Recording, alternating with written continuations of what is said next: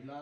ई कुल बहुत बहुत कारण हुआ ये ना कि कथा भइले पर बस सुख शांति मिले, बहुत तरह के शांति मिलेले ना। जे समझला उ समझाला।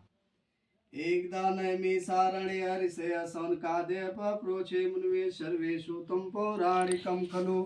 कथा में कह रहा है कि एकदा नैमि सारणे हरिषय सौनकादय प्रपूछे सर्वेषु तुम पौराणिकम खलु। तो इसमें कहेंगे कहेंगे बताएंगे, ट्रांसलेट करेंगे। कथा तो के हिंदी में सुनाई कर लीजिए। कह रहे हैं कथा में कि पर ब्रह्म परमात्मा के वांगमय अवतार श्री व्यास जी महाराज जी कथा कर रहे हैं। एक समय प्राणियों के हित में चाहने वाले सौनक आदि ऋषियों ने रमणीय नाम नैमी सारण्य नामक पूरे क्षेत्र में सत्संग का आयोजन किया।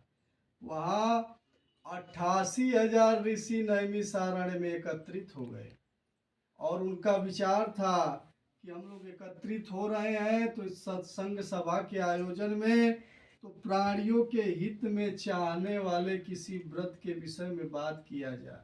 लेकिन 88,000 ऋषि हैं, समझ में नहीं आ रहा है कि कौन सा व्रत विधान ऐसा है कि जिसको करने से मनुष्य को सर्वथा मनवांछित फल की प्राप्ति होती है। जब उनके नहीं समझ में आया तो वो अपने गुरु जी महाराज जी के पास, वेद व्यास महाराज जी के पास 88,000 ऋषि जाते हैं नैमी सारण्य क्षेत्र में और गुरु भी देखते हैं। गुरु ब्रह्मा गुरु विष्णु गुरुदेव महेश्वरा गुरु साक्षात पर ब्रह्म तस्मै श्री गुरुवे नमः। जब गुरु जी महाराज जी देखते हैं कि हमारे 88,000 शिष्य पहुँचे हैं हमारे दरबार में, तो वो भी अपना चारपाई छोड़कर खड़े हो जाते हैं और कहते हैं कि स्वागत करिए साधु का, घर आए चितलाए न जाने के ही वेश में नारायण आ जाए। वो कहते हैं कि 88,000 जो है हमारे भक्तगण यहाँ पर पहुँच चुके हैं, लेकिन हमको विश्वास है कि इसमें हमारे भी नारायण उदित हो सकते हैं, तो इनका पहले इनमें स्वागत करना होगा। तो जब स्वागत करते हैं पूछते हैं कि भैया आप लोग 88,000 ऋषि एक ही बार में हमारे पास क्यों चले आए हो यहाँ पर, क्या कोई दिक्कत परेशानी आप लोग को है? तो 88,000 ऋषि कहते हैं कि कलिमल ग्रसे धर्म सब लोक भय सदग्रंथ विंजनी जमति कल्पि करी प्रकट किए बहुपंथ भये लोग सब मोह बस लोभ ग्रसे शुभ कर्म। 88,000 ऋषि कहते हैं कि हे गुरुदेव जी महाराज जी, हम लोग प्राणियों के हित के लिए आपके पास पहुँचे हैं।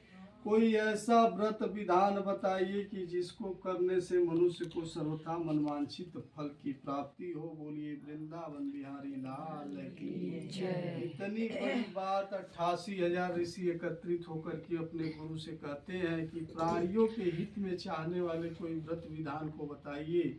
तब वही कहते हैं गुरु जी महाराज जी वेद व्यास जी कि भैया नारद मुनि ने कमलापति भगवान से भी पूछी थी यही बात कि प्राणियों के हित के लिए कोई व्रत विधान बताइए।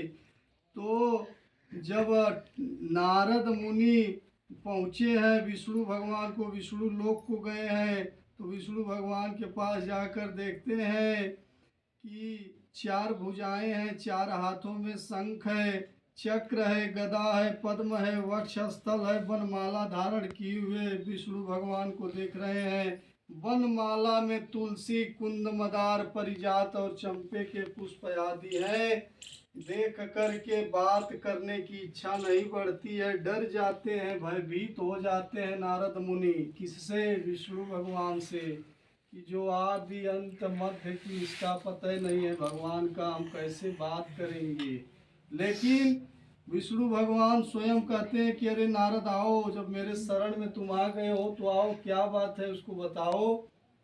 तो नारद मुनि कहते हैं कि जय जय जय सुर नायक द्विजय जन पालक खलमति दानव धारण जय ज्ञान प्रकाशक जय अघनाशक जय भव सागर तारण जन मन रंजन किल विष भंजन शुभ कौस्तुक मणि धारण धरणी नर नारी दुखित है भारी करियो कष्ट निवारण। हाथ जोड़कर कहते हैं कि नर नारी करे हे प्रभु हम 84 लाख जोनियों का भ्रमण किए, लेकिन 84 लाख जोनी में अगर सबसे कोई दुखी है तो नर नारी हैं, क्योंकि नर नारी ऐसे बुद्धिजीवी प्राणी है कि पेट भरने से इच्छा मतलब नहीं है, तन ढकने से मतलब नहीं है। वो ऐसे बुद्धिजीवी प्राणी है कि हर समय उनका विचार कहीं न कहीं लगा रहता है कि ये कार्य हमारा भगवान पूर्ण कर दीजिए। ऐसे में कोई व्रत विधान बताइए, वो बहुत ही दुखी है, कष्ट झेल रहे हैं। दीन दयाल बिरद संभारी हरहु नाथ मम संकट भारी। भगवान से कह रहे हैं कि हे प्रभु इस संकट को आप उबारिए, बहुत ही बड़ा संकट है। तो भगवान कहते हैं कि ठीक है, जब नारद मुनि तुम मेरे शरण में आ ही गए हो तो मैं तुमको बता ही देता हूँ कि ऐसा है कि सत्यनारायण स्वामी के व्रत विधान को करने से मनुष्य को सर्वथा मनवांछित फल की प्राप्ति होती है। भगवान ने बताया कि इस व्रत विधान को करने का समय संध्या कोई निश्चित नहीं होता है। मनुष्य जब भी नित्य कर्म से अपने निवृत्त हो जाए, भाई बंधु ब्राह्मण, भगवान के मुख से इतनी बात आई है कि भाई बंधु ब्राह्मण को लेकर के यथाशक्ति पूजन करना चाहिए। इस पूजा में ऐसा नहीं है कि आप अकेले ही कथा सुन लो, ये भी अच्छी बात नहीं है। अगर आप भाई बंधु को श्रद्धा पूर्वक अपने घर बुलाओ, मंदिर बुलाओ, कहीं भी बुलाओ, बैठ करके कथा वार्ता सुन लो ब्राह्मण के सहित। पुष्पम फलम तोयम, पुष्प है तो पुष्प पर ही भगवान खुश हैं, पुष्प नहीं है फल है तो फल पर ही भगवान खुश हैं। अगर फल भी नहीं है तो जल लेकर हाथ में सत्यनारायण स्वामी का आप कथा वार्ता सुन लो, तब भी भगवान आप पर प्रसन्न रहेंगे।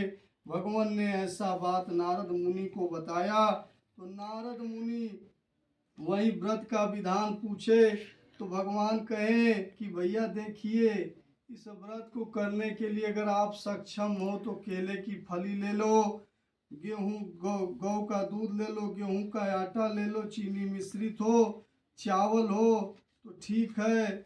चावल में जो है चूर्ण, अगर आपको गेहूं का चूर्ण मिल जाता है तो अच्छी बात है, नहीं 60वां चावल लेकर चूर्ण भी बना सकते हो। 60वां चावल एक आता है। अगर कहीं गेहूं का अभाव रहा, हमन की तरफ तो गेहूं अधिक है, कहीं अभाव भी हुई तो वहाँ जहाँ अभाव हो वहाँ 60वां चावल का भी चूर्ण बना करके सत्यनारायण स्वामी के व्रत में आप चढ़ा सकते हो।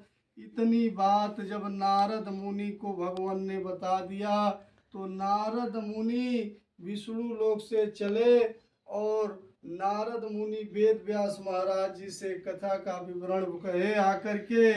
मन में जब भी उदित हो नारायण की भक्ति, सत्य वचन अनुरक्ति हो, कथा करा ले व्यक्ति, पंचामृत प्रसाद और लेके ले उत्तम, व्रत दीन होवे हवन कथा, हरि स्मरण कम नहीं, दुख मुक्ति का यह उपाय है, मुने सरलतम, धन ही धन को सब चहे, प्रभु को चहे न कोई, यदि प्रभु का सुमिरन करे, धन आपहु होई। तीसरी स्कंद पुराणे रेवा खंडे श्री सत्यदेव नारायण व्रत कथा प्रथमो अध्याय। भोगे वृंदावन बिहारी लाल की जय।